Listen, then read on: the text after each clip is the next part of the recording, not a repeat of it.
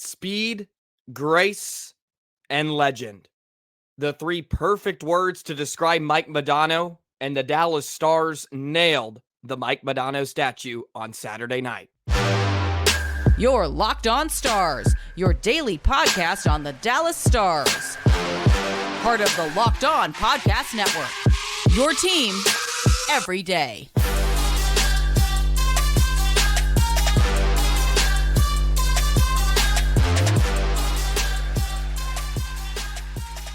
Howdy, Stars fans, and welcome back to another episode of Locked On Stars, part of the Locked On Podcast Network, your team every single day. It's a pleasure to be with you. I'm Joey Erickson, former producer of 105 Through the Fan and play-by-play voice of the Chippewa Steel. Please be sure to subscribe. We are free and available wherever you get your podcast and on YouTube. And as always, thank you so much for making us a part of your day and making us your first listen. Happy Monday, Stars fans. Hope you enjoyed a wonderful weekend, which was capped off by a huge Dallas Stars victory over the Los Angeles Kings by a final score of 4-1, and more importantly, the unveiling of the Mike Modano statue out at PNC Plaza, and it is complete perfection from the Dallas Stars. Absolutely perfect. We'll talk about that, what he meant to the Dallas Stars, of course, which we've touched on a bit over the last few episodes, but it really is impressive, and the legacy that Mike Modano has left on this franchise. And it felt apropos to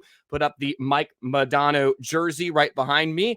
It is autographed by Mike Modano himself, and big shout out to my dad for that one. He was a huge Stars fan, well, still is a huge Stars fan when they got here in 93, and yeah, that's a pretty cool one. So felt apropos to put that up for all you YouTube watchers out there can get a good look at that. So much to get into today. I'll touch on the game on Saturday night. Man, Dallas Stars, something happens when the Kings are in the building. It brings out the best in them. And we'll also talk about Nils Lundkvist, because Pete DeBoer gave an interesting answer about the situation with Nils, because I know everybody's clamoring to get him back in the lineup, and it's just, it's not happening, and it doesn't look like it's going to happen in the foreseeable future. Today's episode is brought to you by FanDuel. Make every moment more. Right now, new customers get $200 in bonus bets with any winning $5 bet. That's $200 if your bet wins. Visit FanDuel.com/locked-on to get started. Saturday looked like a heck of a time at the American Airlines Center. Unfortunately, the pregame ceremony did not quite work out. It rained the entire afternoon and pretty much into the evening, but the Dallas Stars did a great job of rolling with the punches, and they unveiled it in the middle of the first period intermission, and they got the job done either way. And it was fantastic. Really, really thrilled with the results. And Mike Modano even mentioned, I know a lot of people were hoping for the Stanley Cup raise, but he mentioned that he wanted it to be unique. He wanted it to really represent his style of play. And I think they did a fantastic job, and could not be more thrilled with the results. And it almost goes perfectly with Dirk, right? Who has his patented one leg fadeaway, right? It represents them as a player. And of course, the legacy that they've left and the mark they've left on the Metroplex. And Mike Modano's is ginormous. And what a showering of appreciation by the Dallas Stars faithful. All you Dallas Stars fans out there brought him to tears. What a ceremony it was before he even could speak. And his family was, of course, all there with his sons and daughters and his wonderful wife. I'll flash a few pictures on YouTube for any of the YouTube audience as well, with a few pictures of the statue itself and some of the details, and just some photos from the ceremony as it was. And it was so glorious. I thought it's almost eerie how perfect it is. And I think it's a perfect representation of Mike Modano and what he has done for the Dallas Stars. It's pretty remarkable that he's the franchise leader in goals, assists, and points, and who knows if that will ever be touched. But but not only did he bring such a quality of play, but he turned Dallas into a hockey town. And he said that, and it's absolutely true. I love to say that I grew up with hockey in the Metroplex. I was born in 99 when the Dallas Stars won the Stanley Cup, of course. And I mentioned, I grew up in all the rinks that he talked about, that they started with 5 or 6, and now it's up to 25. I grew up going all around the Metroplex, playing in these different arenas, and the Stars have a ton to do with that. And Mike Modano, right? Everybody I grew up with playing hockey wanted to wear number 9 because of Mike Modano. I wanted to wear 26, okay? That's nothing to do with Mike. He was amazing, but I always liked Yuri Lettinen. He was one of my heroes. So I wanted to wear 26, but most kids around the Metroplex wanted to wear number 9, and rightfully so. It was so overdue for him to have something like that, just to commemorate everything he had done for the organization, and just all through the years and the incredible moments. He lived up to the big moments, right? And that's what we revere so much about all the best players in hockey or any sport, any respective sport. It's those moments when the game is on the line. He always showed up, and of course, he's the all-time U.S. born goal leader with 561.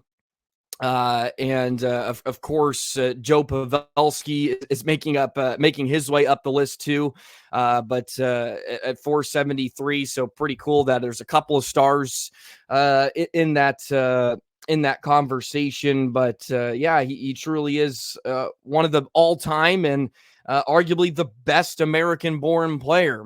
Patrick Kane's going to get a hefty vote for that accolade whenever his career wraps up, and he's still going pretty strong with Detroit. But you look at what Mike Modano did, not only for the game of hockey in Dallas, but U.S. hockey. And, of course, he's inducted in the Hockey Hall of Fame. And, yeah, it's just it was such an incredible night. It looked like such a wonderful festive time at the American Airlines Center. And shout out to all you Stars fans that made it out there and got to soak in every moment that was on Saturday night.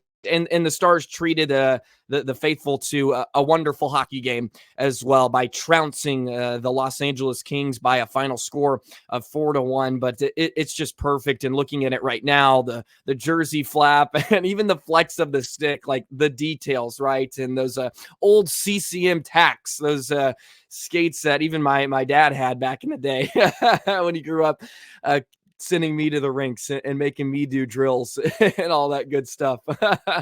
And that Eastern Synergy stick he had, that silver one, that's burned and etched into my memory. And I'm sure many of you Stars fans have similar memories as that as well. But it's perfect because it not only goes with the American Airlines Center or the Dallas Stars, but with Dirk, right? Like two just iconic photos, iconic representations and symbols of what their game was, and not necessarily what they did or the result of having a phenomenal team and winning a Stanley Cup. They both reached the pinnacle of their sport once in their career, but it was everything off of that, right? And off the ice and off the court. Could not be two better ambassadors for the sport in the Dallas area. And Jamie Benn spoke about Modano, so it was cool to see his skill and speed, just the way he went about the game. Of course, Ben played his rookie year with Modano. It's definitely an awesome day. It's pretty cool. Hockey is not what it is today in Texas without Mike being a big part of it. Absolutely correct. No one can argue with that. So happy that it was a big success. We'd love to hear your thoughts on the statue itself. Did not see a ton of disappointment amongst Twitter, and that's only surprising because Twitter is full of people that are disappointed. I know people were hoping for the cup raise, but I think people all in all were pretty happy with the end product. So let me know in the comment section how you felt. And of course, it helped with the Dallas Stars with a wonderful win on home ice after a couple of rough games to begin their homestand. They bounce back. Wyatt Johnston scores again, continues to be the best player on the ice over the past few weeks. Jamie Benn is starting to find his groove and has been really good over the last month. Let's take a look at Saturday night's game and see if we can see where they improved from the other night, because the Los Angeles Kings seem to bring the best out of the Dallas Stars every single night. And we'll do that in just a moment. Today's episode of Locked On Stars is brought to you by Robinhood Financial. Did you know that even if you have a 401k for retirement, you can still have an IRA? Robinhood has the only IRA that gives you a 3% boost on every dollar you contribute when you subscribe to Robinhood Gold. But get this, now through April 30th, Robinhood is even boosting every single dollar you transfer in from other retirement accounts with a 3% match. That's right, no cap on the 3% match. Robinhood Gold gets you the most for your retirement thanks to the IRA with a 3% match. This offer is good through April 30th. Get started at robinhood.com/boost. Subscription fees apply. And now for some legal info. Claim as of Q1 2024, validated by Radius Global Market Research. Investing involves risk, including loss. Limitations apply to IRAs and 401ks. 3% match requires Robinhood Gold for 1 year from the date of first 3% match. Must keep Robinhood IRA for 5 years. The 3% matching on transfers is subject to specific terms and conditions. Robinhood IRA, available to U.S. customers with good standing. Robinhood Financial LLC, member SIPC, registered broker dealer. Hey, Stars fans, I know many of you happen to be Texas Rangers fans as well, and if you're looking forward to the MLB season, be sure to check out Locked On Sports today. It's the first ever national sports 24/7 streaming channel, and the best MLB season preview is coming exclusively to Locked On Sports today. On March 20th, just a couple of days from now, 6 o'clock Central Standard Time, be the first to get local insight from MLB local experts of the Locked On Podcast Network. It is March 20th, 6 o'clock Central Standard Time. It's on YouTube as well as the free Amazon Fire TV channels app. Brian over there at Locked On Rangers is fantastic. So be sure to give him a follow and get ready for opening day in just a few weeks, believe it or not. Of course, we're ramping up and get ready for the NHL playoffs, the Stanley Cup playoffs. And the Dallas Stars are trying to fight for first place in the Central Division. They're tied currently with the Winnipeg Jets and Colorado Avalanche at the top of the division. It's going to go all the way down to the very last game of the season. I think that's what it's going to end up happening, but they're still fighting. And when we last left off from Friday, we were in a pretty somber mood, to put it lightly, after a really, really disappointing performance against the New Jersey Devils. And then they come back a few days later. Hockey's a funny game, and they just can look completely different. They looked connected once again, and they get the job done. They complete a season series sweep over the Los Angeles Kings, and they beat LA pretty handedly once again. Just outshot the Kings 29-28, but they build up that 3-goal lead right away in the third period. Wyatt Johnston gets his 50th goal of the season and his 26th of the year, which is now tied for the team lead with Rope Hintz, and continues to have an incredible sophomore campaign. And on most nights, he's the best player on the ice for the Dallas Stars at 20 years old. I told you last Friday, the 3 positives coming out of the New Jersey game was Wyatt Johnston, and Wyatt Johnston. He continues to really be the leading force and the drive for the Dallas Stars, and he had another big night. Good to see him pot another. He's scored in 4 straight now. 4th consecutive game on a beautiful wrist shot, and it's becoming routine for him, especially off the rush. Uses the defenseman as a screen, rips it through their legs, which fools the goaltender, and he's able to find the back of the net. third goal in 6 career games against Los Angeles as well. And his line mate, Jamie Benn, also gets on the board on the power play, just his 12th goal of the season. But man, he's been on a run lately, especially as a playmaker. He's to 45 points now on the year. And ever since Stanko pulled up, there just seems to be found life for Jamie Benn. He's just making things happen. Their line is consistently the best line on the ice almost the entire game. Even when the offense is, they seem consistently get into the offensive zone and just create sort of production attacking zone. And they had a great example of that at the beginning of the second period, where they just went to work, had about a 2-minute shift in LA zone. They ran him ragged. LA ices the puck off the face-off. You get a shot on net. Foxa gets hooked. You draw the penalty, and then Jamie Benn capitalizes on the power play. They get rewarded with a power play goal because of the work they did in the shift before. And one of the things that is so perfect about this new trio that's been thrown together here recently is the simplicity of their attack. They get across the line, maybe 1 to 2 passes, and they're putting it on net. They don't dust it off, especially Wyatt and Stankoven. They're looking to throw the puck on net. And when Dallas plays LA, their game seems to simplify magically. I don't know what it is, but they've played 3 of their best games of the year, and it's just direct. Puck is just chipped up and out of the zone.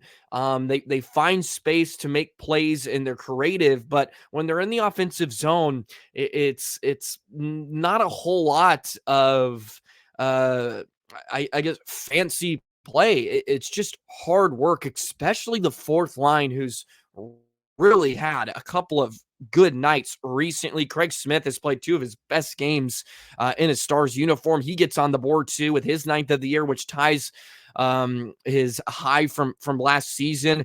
It's wonderful when the fourth line can chip in, but Johnston leads the team since All-Star break in goals and assists. Jamie Benn in his last 10 is 3rd on the team, just behind Robo in his offensive production. And overall, it was a fantastic night for the Stars defensively. And you can just see the difference from a night on Thursday against New Jersey and then a few nights later against LA. You can see the difference in their defensive positioning. They're more cautious or aware of where they are in the defensive zone. They're always on the right side of the puck. They're in between their opposition in their net.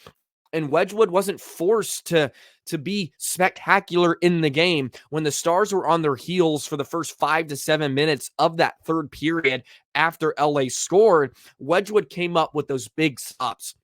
We had a couple of huge stops on Kempe.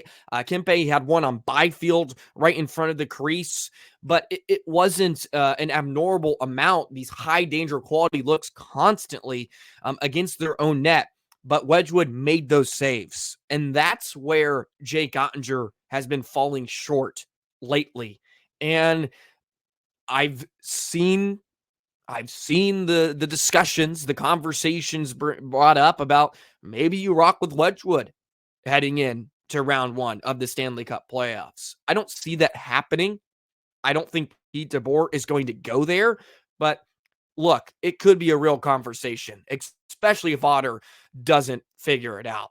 They're not going to throw someone in they're not confident with. And if they're more confident in Wedgwood, they're going to put him in between the pipes. And he's been fantastic this season. When Otter went down, the Stars played really well for that month, a lot due to the part of Scott Wedgwood, and his numbers are not mesmerizing by of the imagination, but he keeps them in the game. And on nights like Saturday, when you have a comfortable 4-0 lead, it's natural that you're going to relax, take the foot off the gas a bit. And he came up with those huge stops. 2 on Kempe, had 1 on Byfield early in that third period to keep the game at 3, keep the deficit at 3 for LA, and they couldn't get any more life. And Wedgwood with another quality start. And Dallas needs more more starts like that out of their netminders. Of course, it helps when you're playing with that 3 goal. But we watched what happened against Florida go quite to plan in the final 10 minutes of the hockey game. Just a well-played game. 1 for 2 on the power play, 18 block shots. They just did not give LA a lot of time and space. And it's a complete opposite of what you saw on Thursday against New Jersey, where all the time and space in the world, and they could do whatever they want in the attacking zone.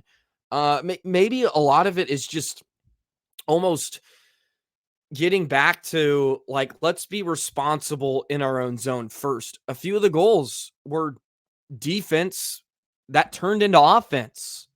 The Craig Smith goal, Harley with a great poke check. He whacks it to center ice. Miro's there, feeds it to Smith, and you score.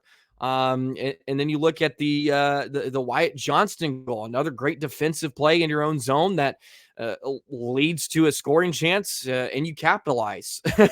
A lot of it is just turning that defense into offense, and maybe it's just a reminder over the past week that they have to be more responsible in their own end. And it's good to see. It's great to see for a night.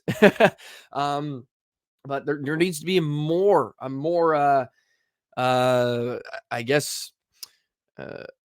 determination, a more defensive leaning approach, so to speak, because the offense is good, man.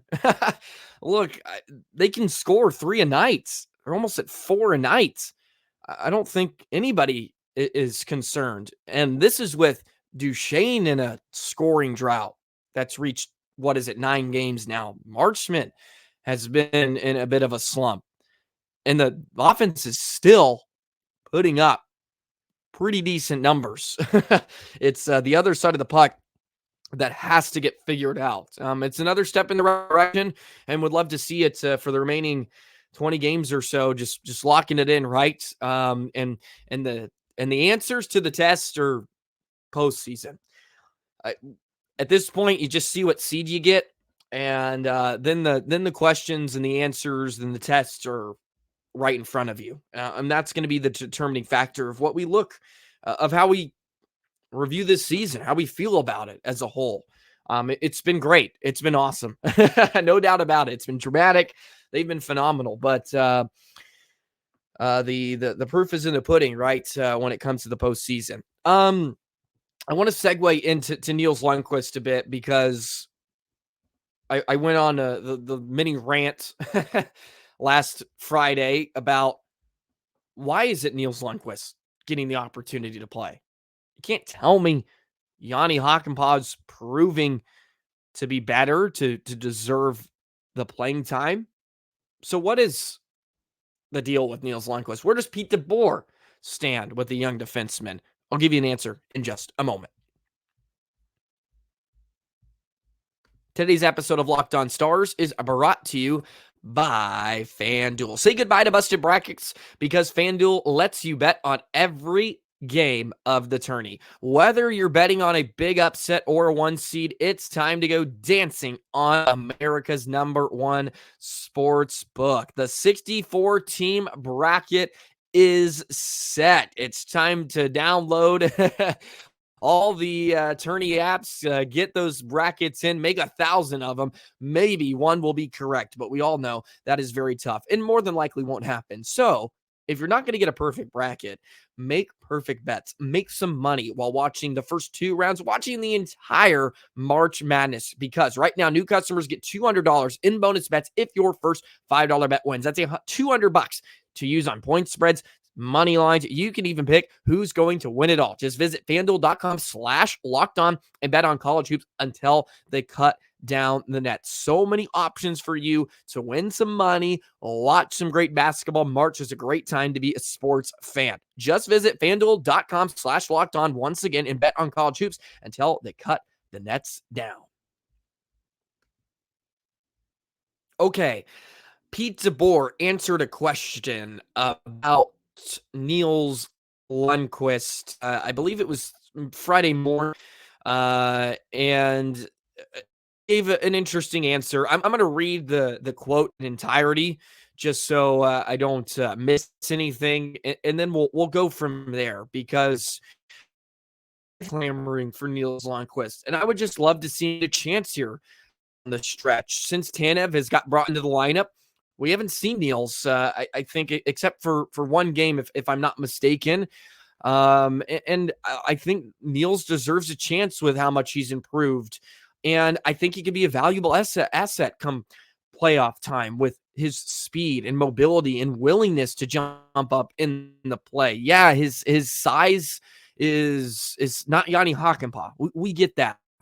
But look, today's day and age, Hakanpää can do a lot, but I don't think he has anything that Nils Lundkvist can't provide in terms of being a great defensive partner for Ryan Suter, and just being a willing defender at times, and has been much better this season. So Pete DeBoer was asked about Nils Lundkvist and his opportunity to get back in the lineup. He said, Nils made big improvements this year. He's an offensive defenseman. Miro runs power play unit 1.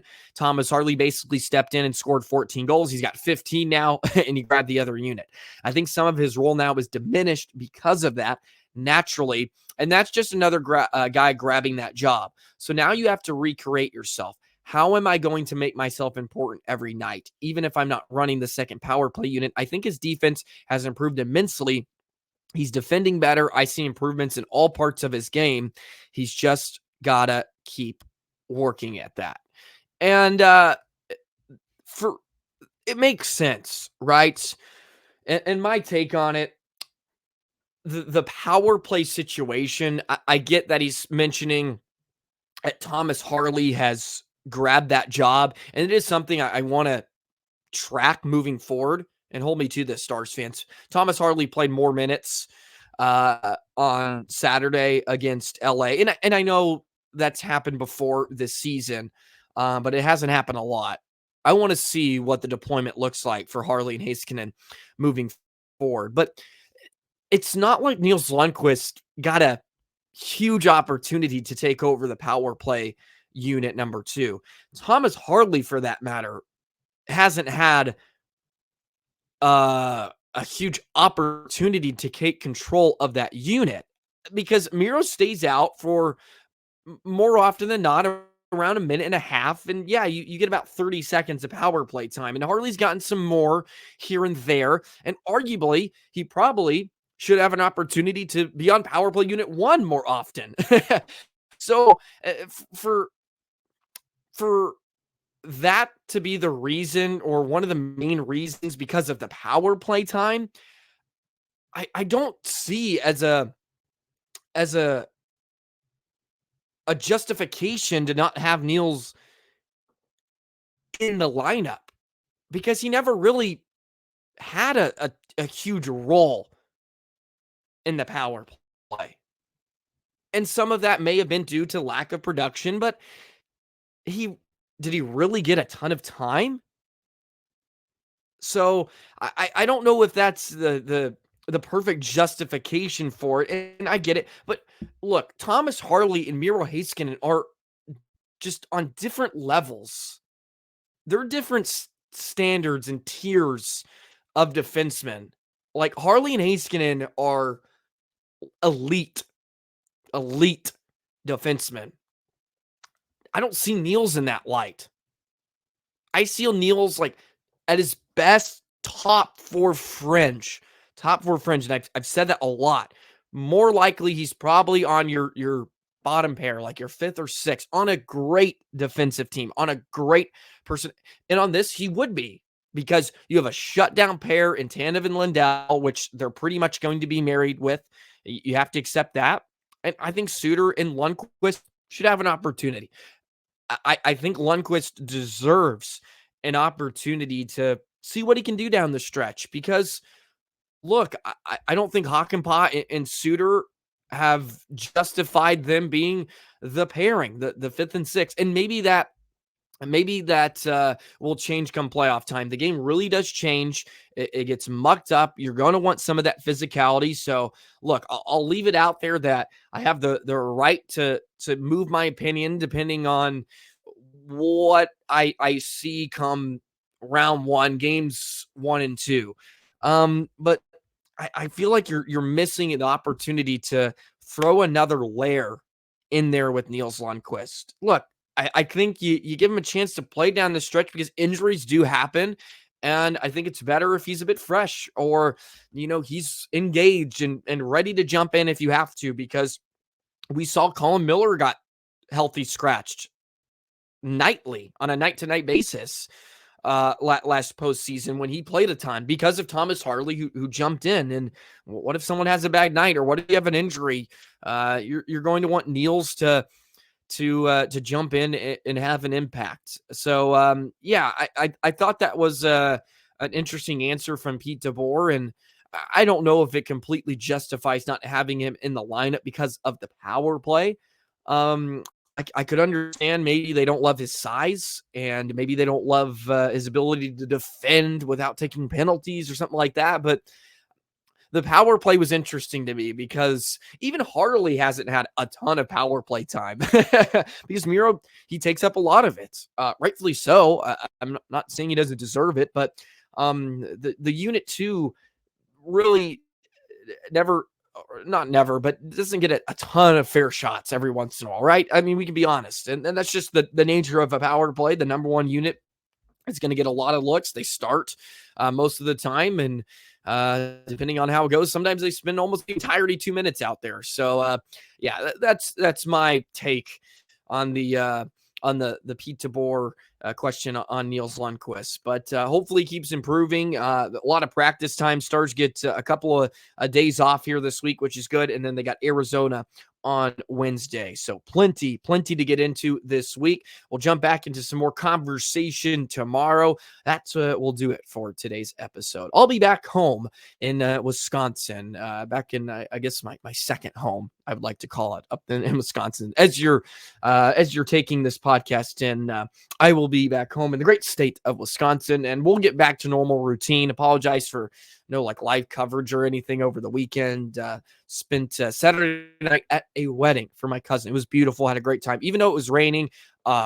Beautiful ceremony, fantastic time, just with the family and everything. So it was nice to just, I guess, relax, have a good time, and enjoy family as it usually is. So we're back to the normal scheduled grind here this week. I hope you're having a wonderful Monday. Hope your week's off to a great start. Hope you enjoyed St. Patty's Day. Hopefully you didn't get too banged up and you're back to work or wherever you may be, and ready to get back at it this week. March is a good time, man. Weather's starting to turn up for the better, and sports are in full swing. Have a great rest of your day. We'll dive into some more great stuff tomorrow. By the way, Mike Modano, what a beautiful statue. One more time, shout out to Mikey Mo. We'll see you tomorrow. So long, Stars fans.